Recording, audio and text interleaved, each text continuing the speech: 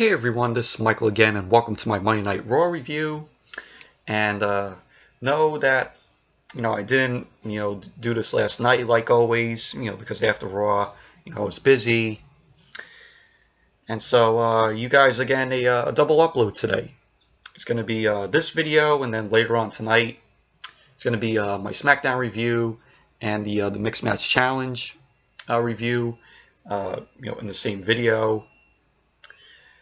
So, yeah. So last night's Raw was held at the Dunkin' Donuts Center in Providence, Rhode Island, and I gotta say, last night's Raw, I thought it was a decent show.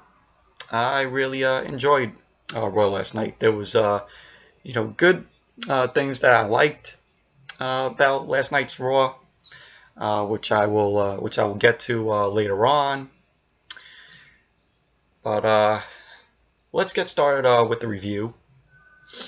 And the show opened up last night with Roman Reigns coming out, and he didn't come out with his signature vest that he always wears. He came out with just shirt and pants. It was black shirt, black pants. So, but he comes out, he gets on the mic, and he says he feels like he owes everyone an apology. He goes on to say that for months, maybe even a full year, he's come out, and said a lot of things, saying how he liked to be here every single week. He would be a fighting champion, a workhorse, but he ends up saying that that was all lies. And he goes on to say that his real name is Joe, which it is. His real name is Joseph Anoa'i. And he announces that he's been living with leukemia for 11 years, which was really sad. Leukemia, also known as blood cancer,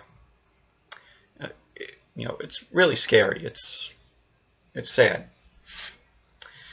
And he says, unfortunately, the leukemia came back, and because of that, he can't be that fighting champion. And he's going to have to give up. He's going to have to relinquish the Universal Championship. And he goes on to say that he was diagnosed with it at 22, and he was put into remission real quick. He goes on to say that it was the hardest time of his life. He was a man who had no job, no money, no house, and he had a baby on the way. And he says that he was done with football. And he ends up saying that WWE was the one who gave him a chance. And he goes on to say that when he finally made it to the main roster, we made his dreams come true. And he also goes on to say that it doesn't matter if we cheered or booed him, we always reacted. And so he ends up thanking us. And the chants, the Rhode Island crowd started chanting, "Thank you, Roman." And he says this announcement is no by means a retirement speech.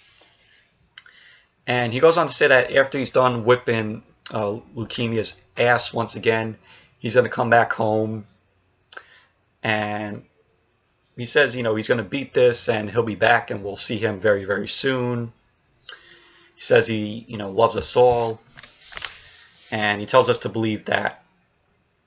And so he sets the microphone down, and puts the Universal Championship on the mat before leaving.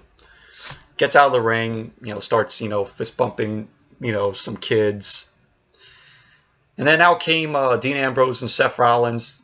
They came out on the stage. They ended up, the three of them ended up, hugging and hugging.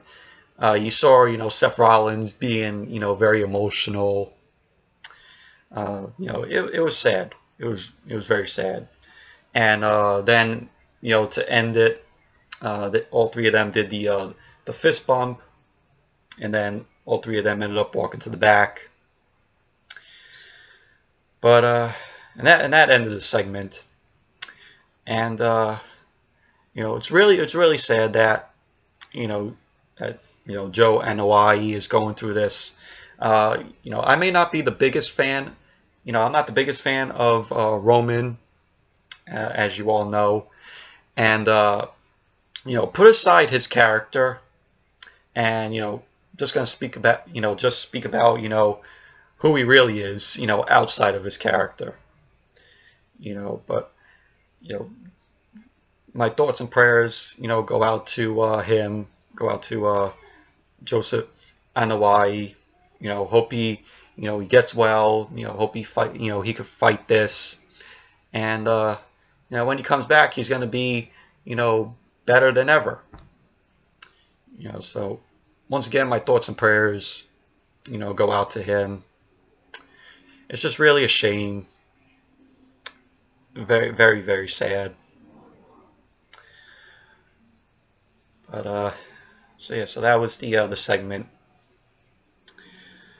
Nothing more else to say about that. Just it was a shocking thing that we didn't see coming. It was very unexpected, and you saw like the crowd, in shock and being emotional. So, but yeah, I have nothing else to say about that. About this. Just thoughts and prayers go out to him. He could. He will fight this. He's strong. So, and then we had the first match. It was Bobby Lashley versus Finn Balor. Lio Rush ended up coming out. Finn Balor ended up coming out first, and then Lio Rush. Lio Rush comes out saying that his man is the heavyweight that is back to dominate. And so then he introduced Bobby Lashley. Bobby Lashley ended up coming out, and then the match got underway, which was a decent match. Wasn't that bad of a match. Of course, I like Lio Rush. I think he's good on 205 Live with that quickness that he has. But when it comes to him being on the mic and just hearing him go Lashley, Lashley, Lashley, it gets annoying. It's getting annoying with him. So, but Finn Balor ended up getting the win with the roll up on Bobby Lashley to score the win. So Finn Balor ends up winning. Yeah, at one point where where Balor was going after Leo, and he ended up getting run over by Bobby Lashley. And so yeah, so anyways, Finn Balor ends up winning the match. So all in all, it was a decent match. Not too bad of a match. Then after that, when Raw came back from the commercial, we had Dolph Ziggler and Drew McIntyre in the locker room, and Dolph was telling Drew that they need to look over their shoulders now after what happened last week. And McIntyre says last week he made a choice because it's kill or be killed. And Dolph says everything they've done together, they set an example, and at Crown Jewel he has a chance to cement his legacy and be the best in the world. And so Drew says Braun Strowman needed the both of them more than they needed him. And he goes on to say that after tonight, Dolph won't have to worry about a thing. And so he walks off, but Dolph ends up saying, where are you going? And McIntyre comes back and says, monster hunting. So that was the locker room segment. But then we had Ruby Riott versus Sasha Banks. And this was, decent match. It was back and forth between Ruby Riott and Sasha Banks. When Sasha came out, she had Bayley and Natalya there, and it was announced that Bayley, Sasha Banks, and Natalya are going to take on the Riott Squad in a 6-woman tag team match at Evolution on Sunday. But so Ruby Riott versus Sasha Banks. This was a decent match. It wasn't a bad match. Ruby Riott and Sasha Banks, they both were pretty decent in the match. You had at the end, towards the end of the match, Sarah Logan ended up interfering. Bayley ended up running her down. We had a brawl that happened. We had a brawl that happened outside of the ring, and for whatever reason, Sasha Banks goes out to the floor, and she ends up taking down Liv and Sarah Logan. Comes back in. Ruby Riott hits Sasha with the Riott kick. So Ruby Riott ends up winning the match. So, but all in all, it was a decent match. It wasn't that bad of a match. So then we had a promo from Nia Jax talking about how she pledges to win the Evolution Battle Royal for a Raw Women's Championship match, for a title shot. So that was that. We got that promo from Nia Jax. Then we had DX come out, Triple H and Shawn Michaels. They end up coming out, to the ring. It was really cool to hear, DX's music once again. It's been a while since we heard it. So Triple H is on the mic, says, there's a lot of big words getting thrown around lately, big words like fear. And, he says somehow it was fear that kept him, in the boardroom and kept Shawn Michaels retired. Shawn Michaels says neither of them are running for mayor. That's a jab to Kane. And he says another word that's been thrown around is nostalgia.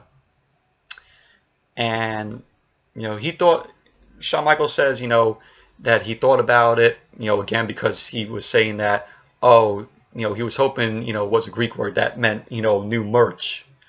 And he says nostalgia is just a polite way of saying old. And so Triple H, says, he talks about, he says maybe old is just a, really polite way of saying, that they are better. And he then goes to talk about, the X and DX and says maybe that's in the past. But there's another X that says they're better. And the future is now. And what they're talking about is NXT, which led to the Rhode Island crowd to chant NXT, which that was cool because NXT is Triple H's baby,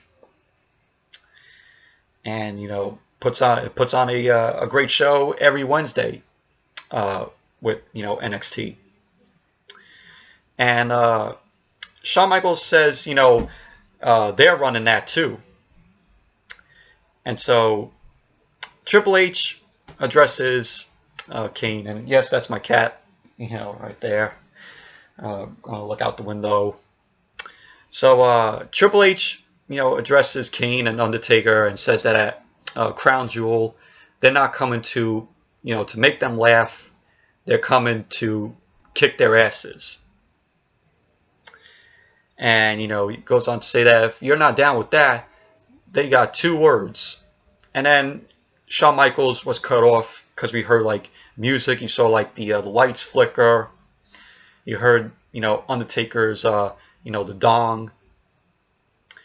And so Undertaker and Kane appear on the Titantron and says, that DX's reunion will be, the vessel of their destruction. And, they'll bring their depravity and despair and unleash their contempt.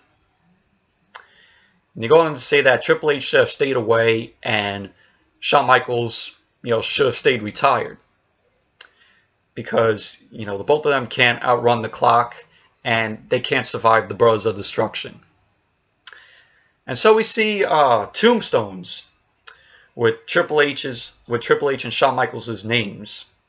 It has, their birthdays there and their death dates, which date November 2nd, 2018, the day of Crown Jewel. And, then, they'll say, Undertaker says, at the end, rest in peace. So and that was the end of the segment, but it was a decent segment with Triple H and Shawn Michaels with DX, building hype to their match at Crown Jewel, which looking forward to DX versus the Brothers of Destruction. Then we had Paul Heyman was in the ring cutting the promo.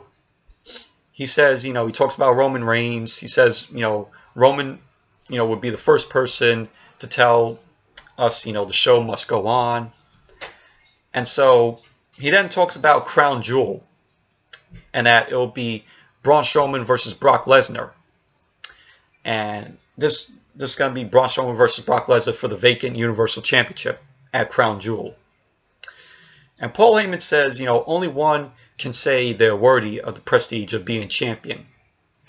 And he goes on to say that, sure as hell ain't going to be Braun Strowman. And so, he reiterates, Brock Lesnar's desire to take the title to UFC. And then he says, Braun isn't in Brock's league. Braun isn't in Brock's league. And, Braun is not in Brock's category or stratosphere. And then we hear, Braun Strowman's music hits. He comes out. And Braun ends up telling Heyman to tell Lesnar that he's going to beat his ass all over Crown Jewel and bring the Universal Championship back to Raw every single Monday. And Strowman, what was nice, Strowman says, he had his differences with Roman over the years. And he says, when Roman beats, leukemia, he'll be first in line for a title shot. And he goes on to say, Lesnar's going to get these hands. And so, he stands there, he poses. Drew McIntyre comes from behind and takes down Strowman with a Claymore kick. Lays out Strowman. So, and that's how the segment ended. But it was a decent segment with Paul Heyman. So, then when Raw came back from the commercial, we saw Drew McIntyre walking backstage. Dolph Ziggler ends up telling him that he likes what McIntyre did to Strowman out there. Charlie Caruso then comes and interviews McIntyre. McIntyre says, he's not afraid of the repercussions of attacking Strowman, and he's not afraid to do whatever it takes to win. And he says that when Strowman comes to and gets the cobwebs clear, he'll know the truth that that Strowman needed McIntyre and Ziggler. And he says, but first, they're going to focus on what matters. And that's defending the tag team titles because McIntyre and Ziggler took on Seth Rollins and Dean Ambrose in the main event for the Raw Tag Team Championships. So that was what happened backstage. And then we had Elias in the ring. He plays a few bars on his guitar. Same old shit every week. He ends up saying last week Apollo Crews interrupted him.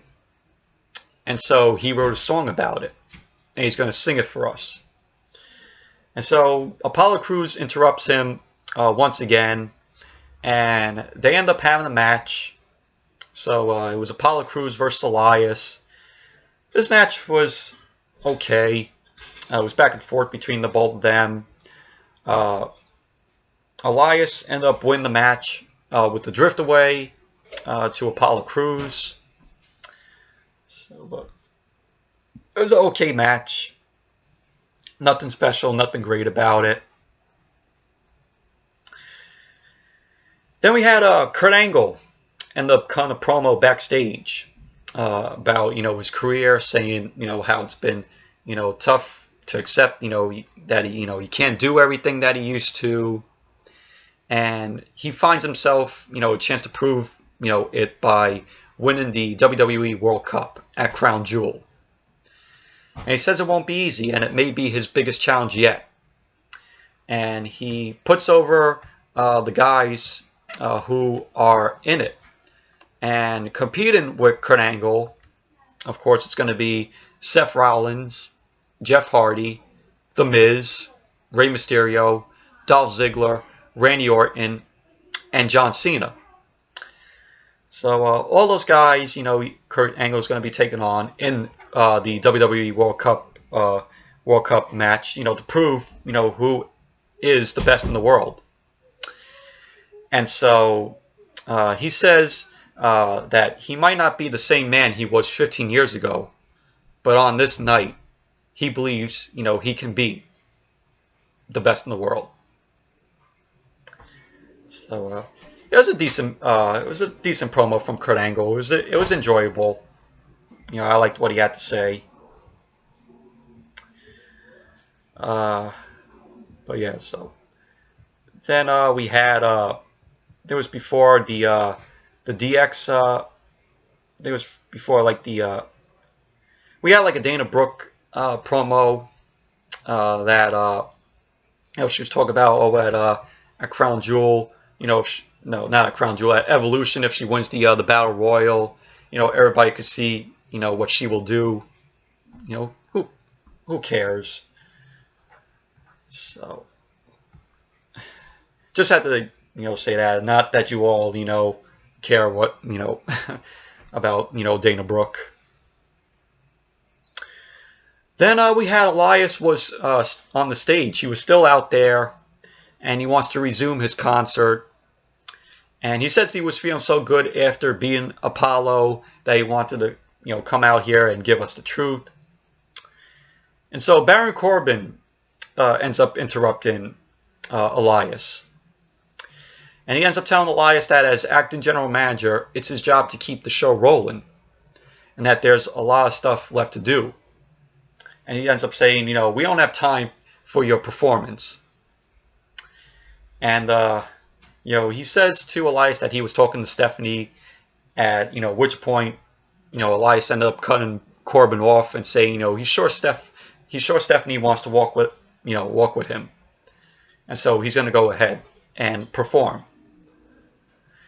And so Elias ends up giving, Corbin, the death stare. And Corbin ends up telling him that if Stephanie didn't like him, he would be fired. And he ends up telling him to get off the stage. And so Elias just, his face is in his own little world, like he was shocked.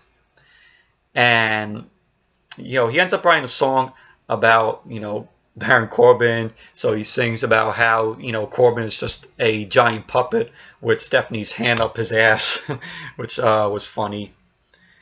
And Corbin ends up telling him, all right, get off the stage. And this time, Elias ends up getting up and he heads to the back.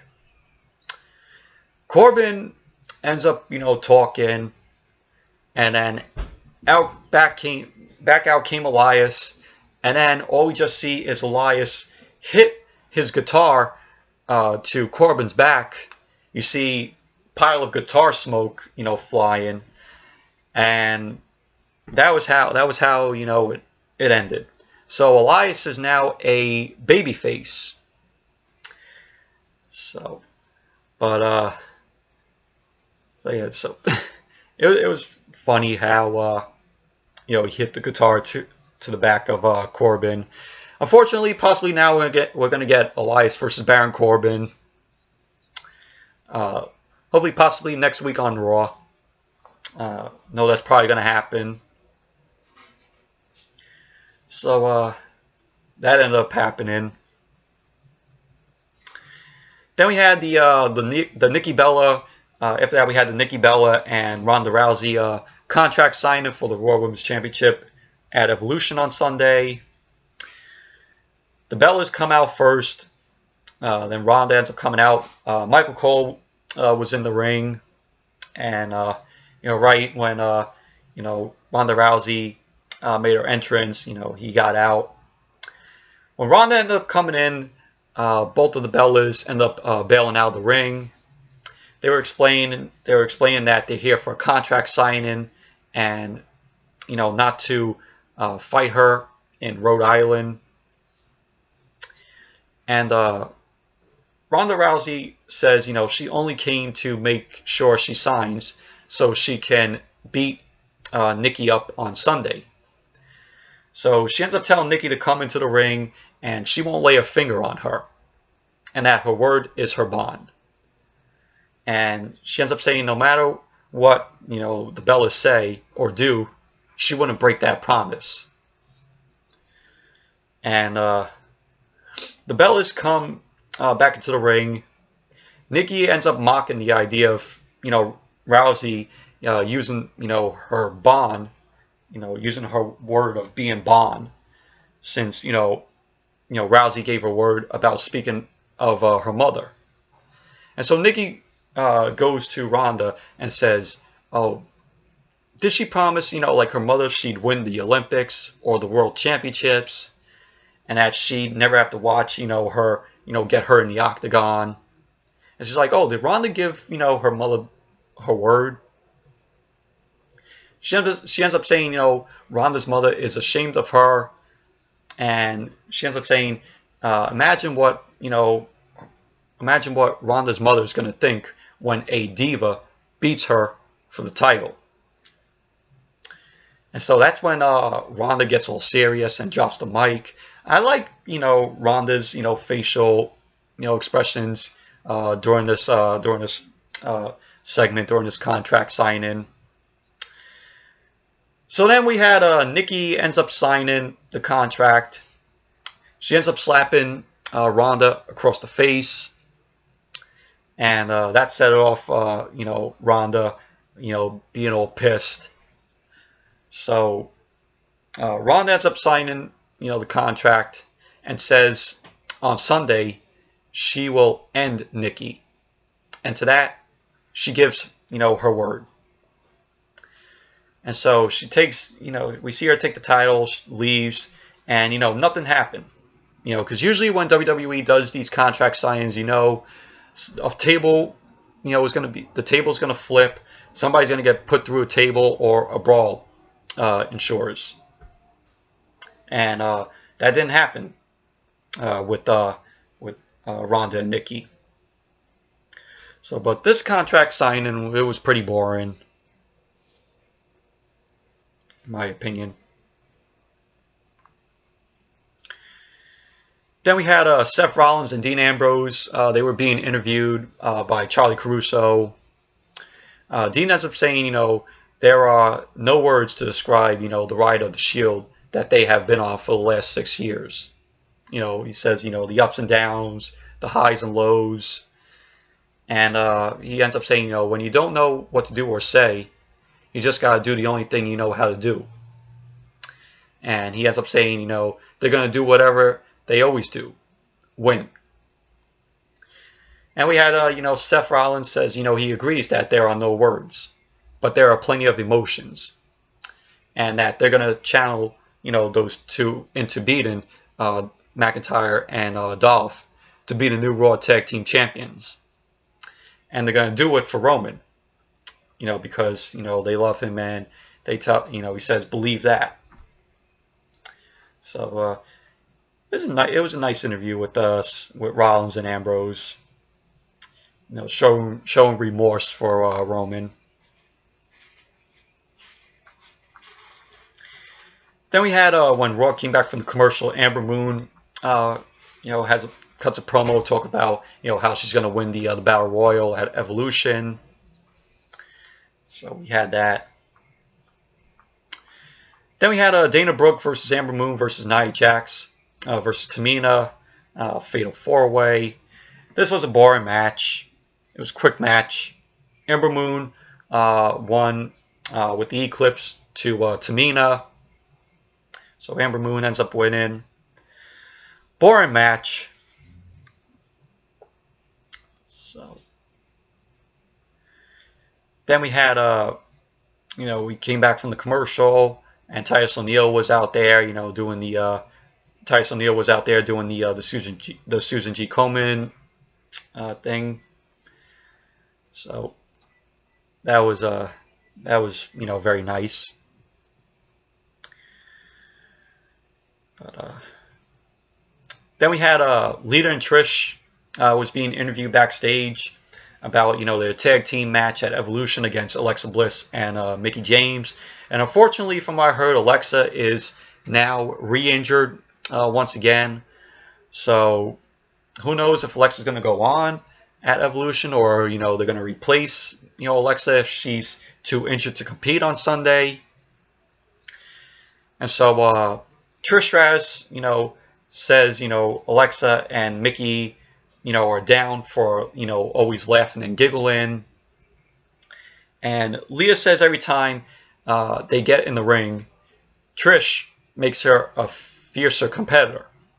And, they're ready for this. And Alicia Fox ends up coming, and, Lita offers, a message for Mickie and Alexa, for Alicia to go tell them. And before she can, Mickie James comes and blindsides Lita, and a brawl ensues backstage. And we got Mickie and Alicia Fox being down on Trish and Lita, and then Lita and Trish end up coming back and laying them both out, laying out both Mickie and Alicia, and they were like, "Oh, that's how we did it in the Attitude Era." So that was kind of cool. That was kind of cool, awesome to them to say that, because I grew up, watching, Lita and Trish. They were, the best woman on the WWE roster back in the day, in the Attitude Era and the Ruthless Aggression Era. So, but they were two of my favorites. So, but yeah, so that was the interview with Lita and Trish. What happened backstage. Then we had the main event. Dolph Ziggler and Drew McIntyre versus Dean Ambrose and Seth Rollins for the Raw Tag Team Championships. And this was a good main event. This was a really good main event. It was back and forth between them. Seth Rollins, was on fire during this match. Dean Ambrose, very good in the match. And later on in the match, you had Braun Strowman come out, and then we had McIntyre, outside. Rollins ends up running into the referee, takes down the ref. Then Ziggler and Seth end up in a double clothesline, and that was when Strowman ended up coming down. He was brawling with McIntyre. It went into the crowd. They were brawling in the crowd.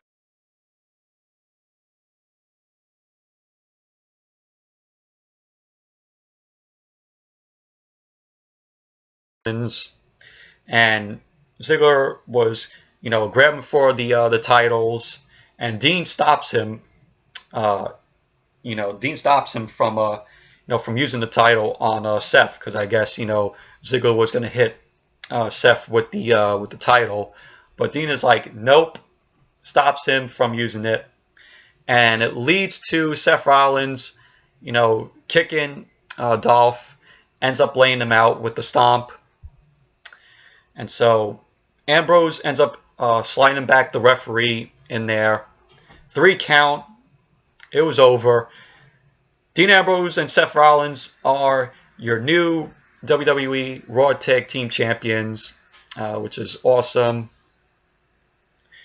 But something else happened. Something unexpected happened. And this was brilliantly done. This was really awesome that they did this. It was fantastic because nobody saw this coming. I mean, we all knew it was going to happen at some point, but nobody expected that it would happen last night. So, unfortunately, after the match, Dean Ambrose kicks Seth and hits the Dirty Deeds on Seth. And then we had Dean Ambrose ends up, just throwing punches at Seth. And it leads to them, going outside. And we see Ambrose rips up, the mat that exposes, the concrete outside of the outside on the floor. Then we see Ambrose ends up dirty deeds Seth on the concrete, on the exposed concrete outside. And he ends up walking into the crowd. He walks up, the stairs in the crowd. The crowd was booing the hell out of Ambrose. There was, there was people cursing, and this was just, it was unexpected. This was brilliantly done by WWE. I give props to them for doing this, because we all knew Dean Ambrose's heel turn was coming, but for them to do it, this way, it was good. It was very unexpected, and a lot of people are comparing Ambrose's turn to what Tommaso Ciampa, because we all know Tommaso Ciampa, whenever he had his feuds with Johnny Gargano, led to Ciampa tearing up the ring, but unfortunately Ambrose did the same, kind of like the same thing as Ciampa, but he just exposed the mat outside of the ring. But this heel turn, it was good. It was brilliant. It was brilliantly done. But who knows? Maybe, who knows? I guess the Raw Tag Team Championships are vacant now. But who knows? They ended it on a cliffhanger for Raw, and this makes you guys watch. Can't wait until next week to see what happens. So yeah, so that's what happened. Dean Ambrose heel turn, finally done. Very unexpected. It was brilliantly done, and I really liked it. So yeah, so anyways, that's it for my review of last night's Monday Night Raw. Hope you all enjoyed this review. If you did, give this video a thumbs up, comment, subscribe, and I will see you all later tonight for my SmackDown review and the Mixed Match Challenge review, in the same video as my SmackDown review. So I will see you guys later on tonight with the review.